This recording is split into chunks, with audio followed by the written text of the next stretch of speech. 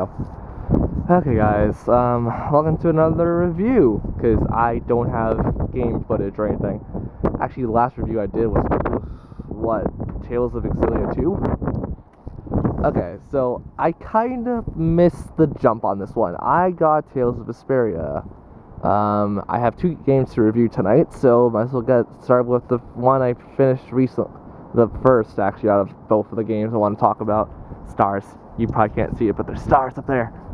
Yay! You guys see my neighborhood at like 11 something at night.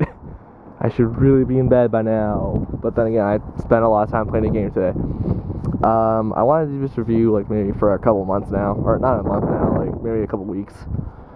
Tales of Vesperia.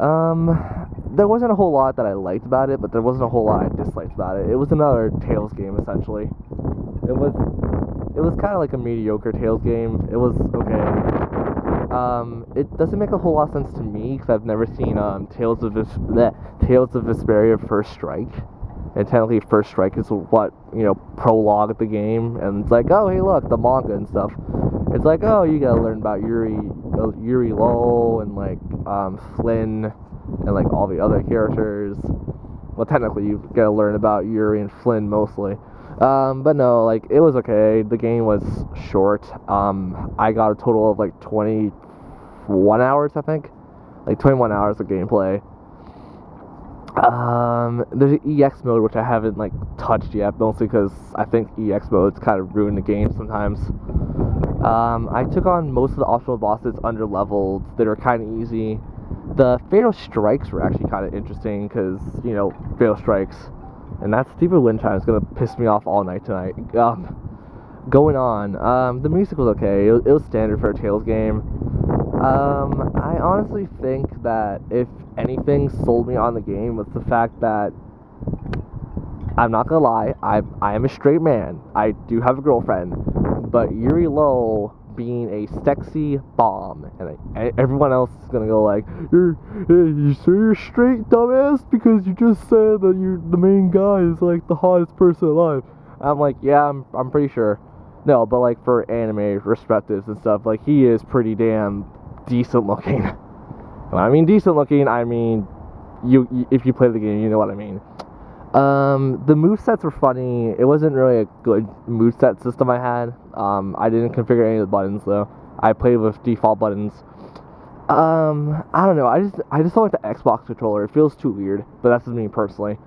But no, I scanned like every monster that came my way. I almost have that trophy or achievement because the Xbox 360 is stupid. Okay, never mind. I thought that was a tall man for a second. Holy crap, in the wind. Oh, jeez, the wind. You're cold. The wind is really cold tonight, actually. What's that? Okay, it's nothing. Sorry, I got distracted again. The only thing that was probably decent about Tales of Vesperia was probably the fact that, Ring a Bell, the one song that hooked me onto the game, and it was the bloody intro song. So yeah, it's kind of ridiculous that one song hooked me onto a game.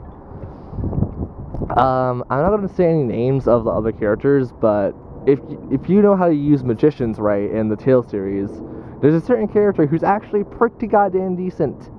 I used her a lot, actually. I played as her mostly. And yes, it's a her. But no, the story was interesting. It wasn't really the best story. I liked it.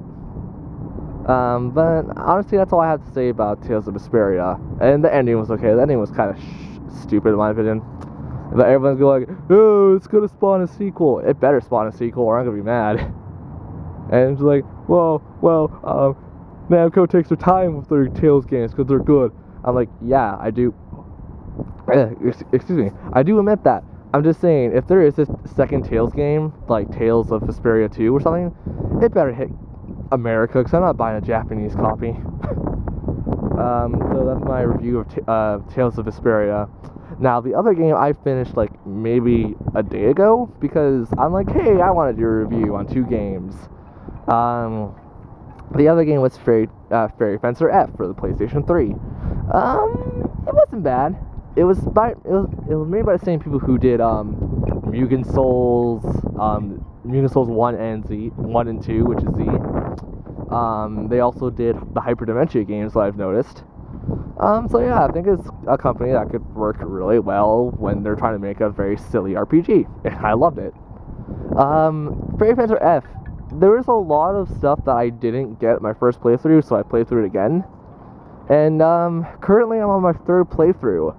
Oh man, the music's good. The battle system's actually really fluent. If there's any complaint I have about Fairy Fencer F, it's the fact that it's a little too short for what it is. But they also gave you like a lot of characters to play around with and stuff. It was a really cool game, and I'm enjoying playing it like every time.